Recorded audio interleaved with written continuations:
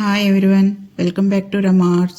ఈరోజు జంపర్ రింగ్స్తో చాలా ఈజీగా ఎంతో గ్రాండ్గా ఉండే స్టడ్స్ని ఎలా చేసుకోవాలో చూపిస్తున్నాను ఈ వీడియోలో. దానికి కావాల్సిన మెటీరియల్ జంపర్ రింగ్స్, ఇంకా రైన్ స్టోన్ కుందన్స్, అవి పింక్ కలర్వి, ఇంకా 8mm pearl beads, stud pins, needle, ఇంకా thread, gold colour zari thread. అది దాన్ని నీడిల్కి ఎక్కించుకోవాలి. ఫస్ట్ అయితే ఎక్కించుకొని వేరే ఎండ్లోకి జంపుడ్ రింగ్ని పోనిచ్చి దాన్ని ముడేసుకోవాలి. చివర ఒక ముడి వేసుకొని గట్టిగా లాక్కొని ఎక్స్ట్రా ఉన్న థ్రెడ్ని కట్ చేసేసుకొని కొంచెం హీట్ ఇస్తే అది దగ్గరికి వచ్చి అలా ఉండిపోతుంది.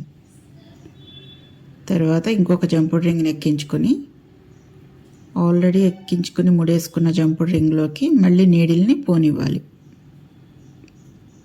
ఫస్ట్ జంపుడ్ రింగ్లోకి పోనివ్వాలి. తర్వాత జంపుడ్ రింగ్ ఒకటి పైకి ఇలా లేచింది కదా, దానిలోకి మళ్ళీ ఇంకొకటి పోనివ్వాలన్నమాట. మళ్ళీ ఒక జంపుడ్ రింగ్ నీడిల్కి ఎక్కించుకొని మళ్ళీ నీడిల్ని ఫస్ట్ జంపుడ్ రింగ్లోకి పోనివ్వాలి. అలా టైట్గా లాగేసరికి ఈ జంపుడ్ రింగ్ పైకి లెగుస్తుంది. మళ్ళీ ఒక జంపుడ్ రింగ్ తీసుకుని ఆ పైకి లెగిసిన జంపుడ్ రింగ్లోకి మళ్ళీ నీడిల్ని పోనివ్వాలి. దాన్ని మళ్ళీ ఇటువైపుకి తిప్పుకోవాలి. మళ్ళీ జంపుడ్ రింగ్ తీసుకుని పైకి లెగిసిన జంపుడ్ రింగ్లోకి పోనివ్వాలి. ఒకటి అటు ఒకటి ఇటు వస్తూ ఉంటుంది.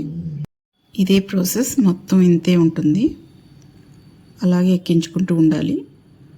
ఇలా మొత్తం 14 జంపుడ్ రింగ్స్ అవసరం అవుతుంది. ఒక 8mm సైజ్ రైన్ స్టోన్ కుందనది. 8mm సైజ్కి అయితే 14 జంపుడ్ రింగ్స్ పడతాయి.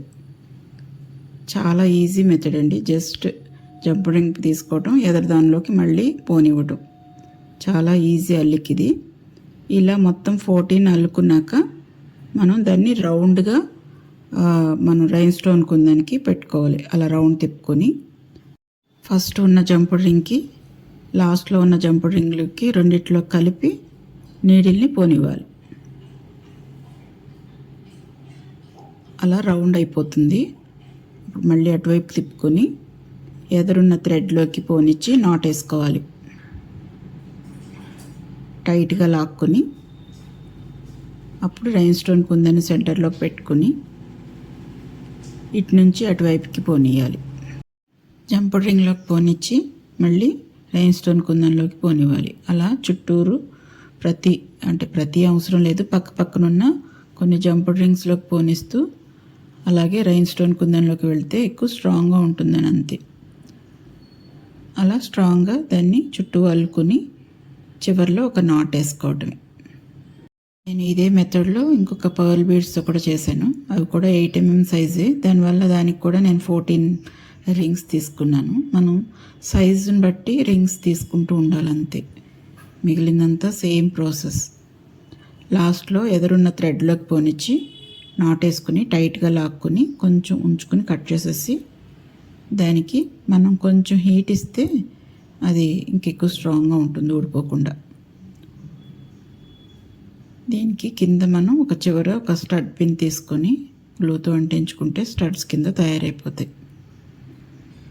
అలా హీట్ ఇచ్చి దగ్గరికి నొక్కేసుకోవాలి. స్టడ్ పిన్కి గ్లూ అప్లై చేసుకొని B7000 గ్లూ అప్లై చేసుకొని దానికి వేసుకొని అంటించేసుకోవటం.